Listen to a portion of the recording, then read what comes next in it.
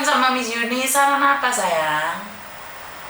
Ini aku itu pengen banget curhat sama Miss Yuni, minta apa ya, supportnya lah, semangat gitu. Kayaknya kalau lihat Miss Yuni dengerin itu bisa tenang ke hati gitu Miss. Wow. Bisa tenang sampai ke hati saat dengarkan Miss Yuni live. Padahal Miss Yuni itu teriak-teriak ngamuk-ngamuk loh sayang. Kenapa?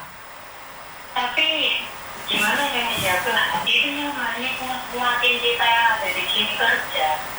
Oh, terus? Ini aku tuh dulu udah pernah kerja di Hongkong. Nah, dulu ada orang tua, juga ada bersih dulu matematika 8 tahun. Aku kira udah punya pengalaman jaga orang tua kayak gitu, kuat mentalku. Nah, sekarang aku jaga orang tua lagi, malah kebalikannya nih. Yang lebih parah itu, pertama neneknya sering ngadu yang enggak, semuanya sama majikan lah. Gimana nih caranya biar aku itu enggak masukin ke hati omongnya si nenek ini, biar aku tetap kuat kerja, tetap ingat yang di Indonesia, butuh aku di sini. Kamu punya uang nggak sih? Ada? Banyak uang? Ya enggak nih, kalau banyak yang enggak kerompong lagi kami. Karena gini loh mbak, biasanya orang yang mudah tersinggung, orang yang capek, itu mereka memiliki segalanya. Jadi mereka udah nggak punya semangat lagi. Mereka secara mental udah capek. Mereka ingin menikmati. Tapi kalau kamu nggak memiliki apapun, kamu harus semangat. Makanya di sini nanya, kamu punya uang nggak? Karena jujur ya, nonton kayak gini ini juga menguras tenaga pikiran, masih dihina, dihujat, dipotong-potong. Capek. Tapi dapat uang mbak. Terus sangat senang sekali saat bisa membantu orang lain. Itu kebanggaan saat saya bisa membantu teman-teman itu memberikan semangat. Saya merasa sangat hidup saya itu bermanfaat saat saya bisa menyelamatkan mbak-mbaknya nggak kirim uang ke penipu. Saat mbak-mbaknya kena bea cukai dan saya bisa membantu. Saat mbak-mbaknya tidak tahu tentang kesehatan, saya bisa mengenalkan BPJS. Saat mbak-mbaknya mau kirim uang dan tidak tahu apa-apa, saya kenalkan YourPay. Itu suatu kebanggaan. Saya merasa bangga karena saya bisa melakukan. Pertanyaan saya, apa yang akan membuat kamu bangga saat kamu mendapatkan uang? Bisa, pertama bisa ngasih orang tua, bisa buat anak sekolah, bisa mencukupi kebutuhan di Indonesia yang secara ekonomi cari pun juga susah. Jadi aku berangkat lagi ke sini dengan keadaan majikanku yang bisa kayak gini, tapi aku nggak mau nyerah nih. Maksudnya itu nggak mau, aku mau pulang itu enggak. Jadi aku mau dengerin suaranya Miss Yuni kayak, wah ini ada kekuatan baru lagi nih. Semangat, banyak orang yang mungkin lebih parah kerjanya dari saya kayak gitu. Jadi pengen banget dapat saran dari Miss Yuni, bisa dikasih support, bisa diingetin kayak gini itu benar-benar nyaman ke hati. Iya, karena gini mbak, kalau orang hidup di kota itu harus banyak uangnya. Kalau hidup di kampung harus banyak hatinya. Kenapa? Orang di kota banyak uang karena kehidupannya mahal. Tapi di kampung kamu harus banyak hati karena di kampung itu main hati. Kalau kamu nggak punya apa-apa, dirasani seluruh desa. Iya. Jadi nggak boleh kamu miskin itu jangan. Kamu lahir miskin tidak salah. Tapi saat kamu dewasa dan tua menjadi miskin itu salahmu. Karena kamu masih muda tidak mau berusaha. The first priority menurut pendapat saya adalah keluarga. Apakah kamu tidak menangis saat orang tuamu sakit, masuk rumah sakit, masih dibangsal karena tidak punya uang? Apakah kamu tidak malu semua teman-temannya membayar iuran, anakmu masih di depan pintu nunggu bapaknya, ibunya ngasih uang? Apa kamu nggak malu nih? Tetanggamu sepeda motornya ganti semua dan anakmu cuma ngeliatin aja. Bener gak sih? Jadi itu adalah impiannya. Karena memang seperti itu nyata. Hidup di kota itu harus kuat duit. Hidup di kampung harus kuat hati. Ngerti nggak? Maksudnya kuat duit, boleh gak duit oke, ya ndelosor di kota karena semuanya serba mahal. Betul. Tapi di kampung kuat hati karena omongan orang lebih pedes daripada sambel. Bener banget sih. Ngerti nggak? Karena saya dari keluarga dari suami saya kan orang berduit, sedangkan saya bukan orang kaya, dibina, dibanding-bandingin.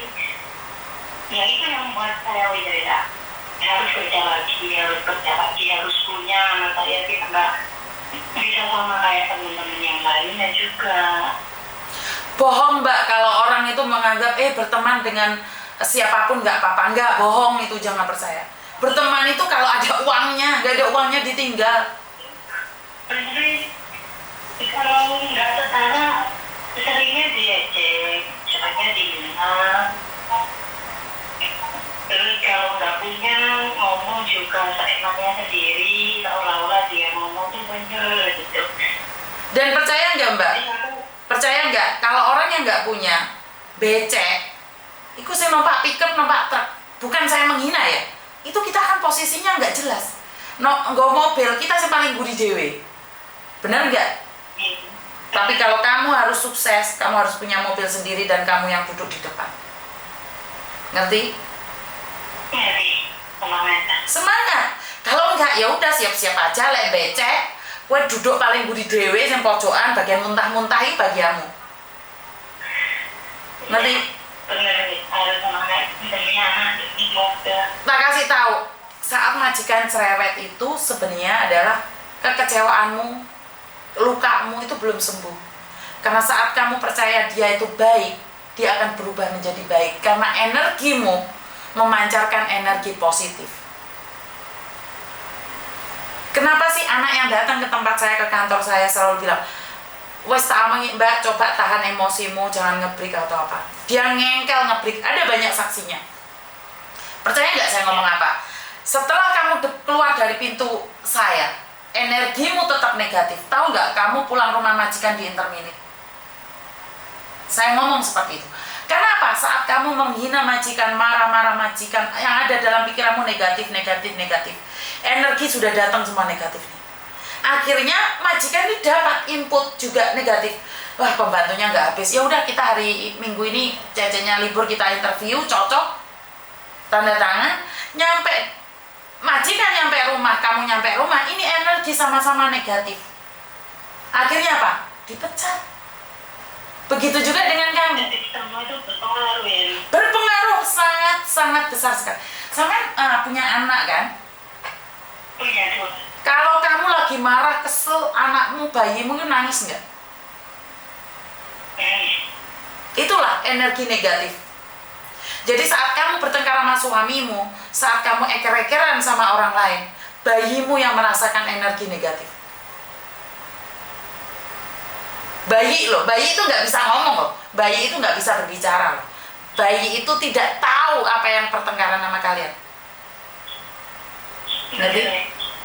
Tapi bayi bisa merasakan energi negatif darimu.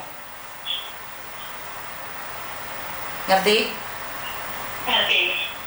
Jadi mulai sekarang setelah tutup telepon ini, katakan pada dirimu sendiri bahwa majikanmu baik. Majikanmu baik dan selalu baik. Jika keluargamu telepon piye majikane, cek rewel ta? Oh enggak, wis rada apik.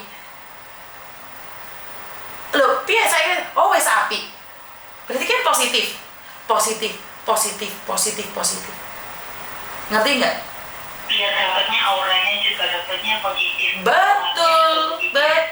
Jadi jangan pernah meminta orang lain buka aura. Auramu itu kamu yang buka. Auramu itu kamu yang buka, bukan orang lain. Jangan percaya sama orang-orang yang cek kodam, buka aura, nggak usah. Buka auramu sendiri dan minta restu ibumu. Tembus ke langit ke-7 dan ke-8. Ngerti? Ngerti. Ada yang lain lagi? Iya. Udah lebih tenang, lebih nyaman lagi. kedepannya neneknya gini itu lebih ditahan lagi emosinya, lebih dipikirkan lagi kedepannya kayak gimana, daripada nanti saya emosi salah ucap jadi masalah, sukses belum hancur iya. Dan ingat, pekerjaan yang kamu sambatkan ini, pekerjaan yang kamu katakan cerewet ini, impian anak-anak yang nunggu di PT 1 tahun. Jadi setelah kamu keluar dari situ nggak usah khawatir. Banyak orang yang nungguin pekerjaanmu. Paham nggak maksud saya? Paham nih. Jadi jangan terlalu baper, majikan tidak bisa hidup tanpa saya, itu salah. Jadi pekerjaanmu hari ini tuh impian anak-anak yang DPT itu loh, yang sampai hari ini belum dapat majikan. Saya ngalamin ini. Makanya jangan. Dulu saya satu majikan 8 tahun. Majikan bilang, nanti kalau kamu mau balik, kamu telepon saya gini. Oh iya. Tapi ketika saya mau balik ke sini, jangankan diambil lagi. Katanya mau ketemu Noya saja, enggak. Jadi cuma dibutuhkan waktu saya dari setelah saya pulang, ya udah kamu bukan apa-apa. Itu kayak dibuang aja gitu. Itu kamu masih sehat, bagaimana kalau kamu sakit? Logika masuk nggak? Apa yang Miss Yuni katakan ini logika. Saya bukan marah, tapi saya berbicara keras agar kalian lebih paham lagi tujuan kita ke luar negeri. Benar nggak? Iya. Ada yang lain lagi? Kalau kita masih di rumahnya berarti, oh iya kamu gini. Tapi kalau sudah pergi keluar udah nggak dianggap sebaik apapun aku diri. Nggak ada. Kamu bukan siapa-siapa, Mbak. Dan